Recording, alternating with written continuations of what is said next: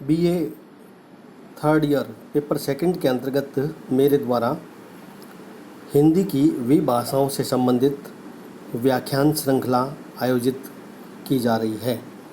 पूर्व में मैंने ब्रज, अवधी और राजस्थानी भाषा से संबंधित संपूर्ण अध्ययन आपको करवाया था। आज मैं बिहारी और उसकी उपबोलियों से संबंधित अध्ययन करवाया जाएगा। हिंदी प्रदेश की उपभाषा जो बिहारी है, उसके संदर्भ में मैं आपको बता दूं कि बिहारी की 3 बोलियों का एक वर्ग बनाकर सबसे पहले जॉर्ज ग्रियर्सन ने इसको बिहारी नाम दिया था। और वे जो 3 बोलियां थी उसमें उन्होंने मैथिली, मगही और भोजपुरी, इन तीनों को शामिल किया था। आज हम देखते हैं कि बिहारी के अंतर्गत पूर्वी और पश्चिमी, इन 2 भागों को सरलता के दृष्टिकोण से इसमें रखा जाता है। जहाँ तक बिहारी भाषा के सर्वेक्षण की बात है तो सबसे पहले जॉर्ज ग्रियर्सन ने इसका सर्वेक्षण करके इसके बोलने वालों की संख्या भी निर्धारित की थी। उन्होंने इसकी एक फिक्स संख्या भी उन्होंने निर्धारित की थी, जो बिहार और बिहार से बाहर के बोलने वाले जो लोग थे। इसका भौगोलिक विस्तार बताते हुए उन्होंने उत्तर में नेपाल की सीमा के आसपास से लेकर दक्षिण में छोटा नागपुर तक तथा पश्चिम में बस्ती, जौनपुर, बनारस और मिर्ज़ापुर से लेकर मालदह और दिनाजपुर तक इसको शामिल किया था। इस प्रकार हम देखते हैं कि पूरे बिहार और उत्तर प्रदेश के कई जिले में यह बिहारी बोली जाती है। इसके अंतर्गत जहाँ तक उत्तर प्रदेश के ज़िलों की बात है तो इसमें बलिया, गाजीपुर, पूर्वी फैजाबाद, जौनपुर, आजमगढ़, बनारस आदि मुख्य हैं। जॉर्ज ग्रियर्सन के अनुसार मगही मैथिली से इतनी मिलती जुलती है कि उसे मैथिली की उपबोली भी कहा जा सकता है। लेकिन डॉक्टर सुनीति कुमार तटस्थ जी मैथिली, मगही और भोजपुरी, इन तीनों बोलियों को एक वर्ग के में रखने के पक्ष में नहीं थे। वे केवल भोजपुरी को रखने के पक्ष में थे।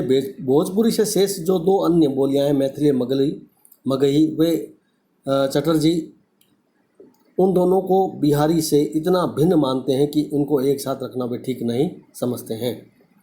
जहाँ तक बिहारी की बोलियों में साहित्य रचना की बात है तो सामान्य रूप से हम देखते हैं कि इसमें मैथिली साहित्य ही अधिक रचा गया था, या हम ये कह सकते हैं कि केवल मैथिली में ही इसकी रचना हुई बिहारी की बोलियों में।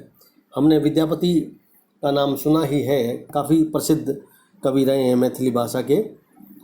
अब हम संक्षेप में थोड़ा भोजपुरी की चर्चा करें तो हिंदी प्रदेश की उपभाषा बिहारी की इस बोली का नाम भोजपुर, जो पहले जिला आरा या शाहाबाद का एक परगना था, अब स्वतंत्र रूप से भोजपुर जिला बन गया।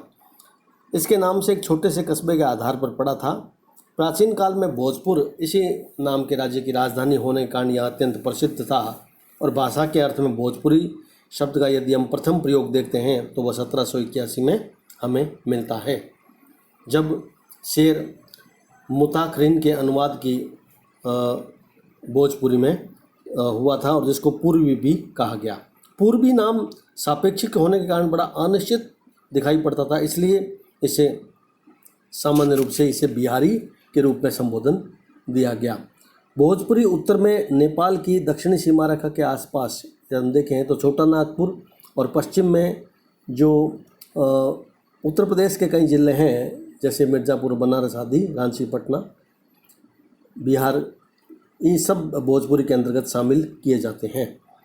भोजपुरी में लिखित साहित्य प्राय नहीं के बराबर हमें मिलता है।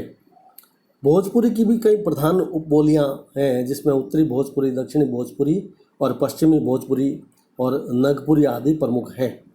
भोजपुरी का जो परिनिष्ठित रूप है वह दिखाई तो देता है, लेकिन लिखित साहित्य में बहुत कम, बिल्कुल नहीं के बराबर ही हमें मिलता है। यहाँ के लोगों ने साहित्य में अवधी और ब्रज के साथ साथ खड़ी बोली का ही अधिक प्रयोग किया था।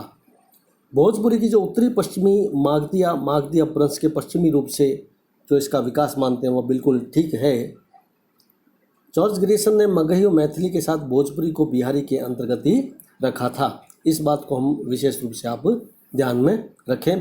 भोजपुरी प्रमुखतः नागरी लिपि में लिखी जाती है और कुछ पुराने लोग इसके कैथी का प्रयोग भी करते हैं, जिसमें बही खाते के रूप में महाजनी लिपि का जो प्रयोग है वह किया जाता है।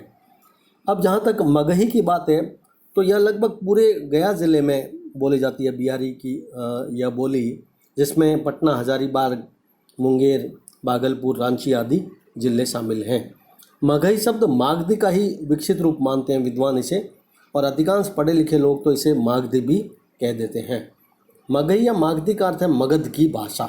आधुनिक मगही जो है वह प्राचीन मगध तक ही सीमित नहीं है। मगही बोलने वालों की संख्या भी जॉर्ज ग्रीसन ने निर्धारित की, जो लगभग 1 करोड़ के आसपास उन्होंने बताया था। मगही का परिनिश्चित रूप भी गया जिले में बोला जाता है। पटना की मगही पर मैथिली, भोजपुरी और पटना के जो उर्दू भाषी मुसलमान थे उसका प्रभाव इस पर बहुत अधिक देखने को मिला है।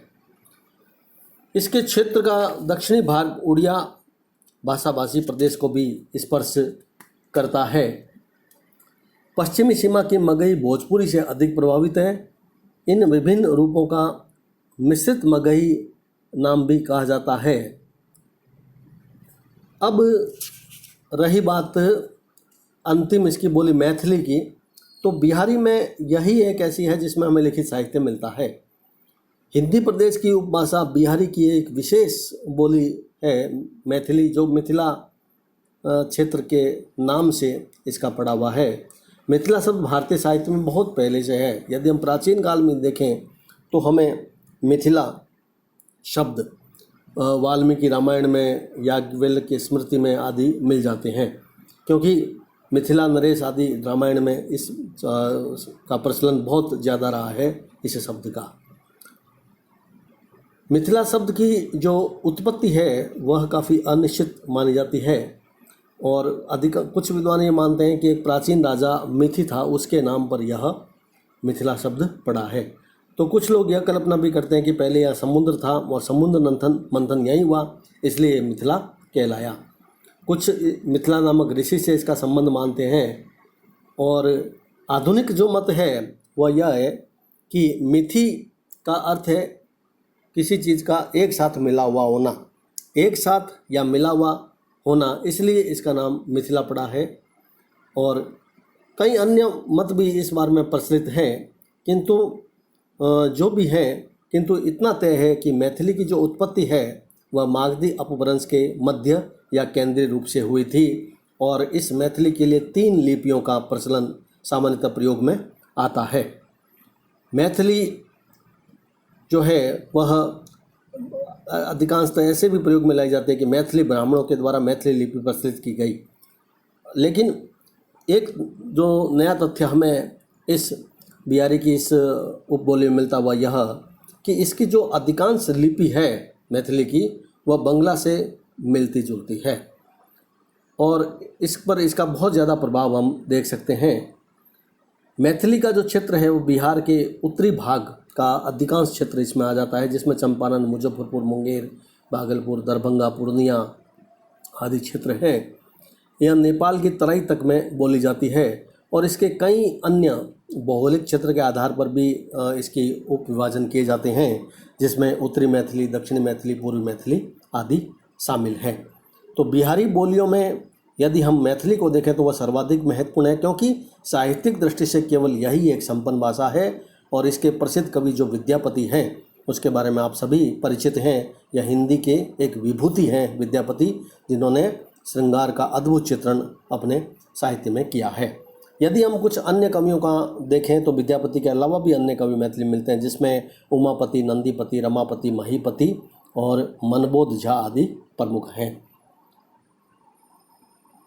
अब जो मैथिली भाषाभाषी के साहित्य के लोग हैं वह सामान्य रूप से खड़ी बोली का ही प्रयोग करते हैं। धन्यवाद।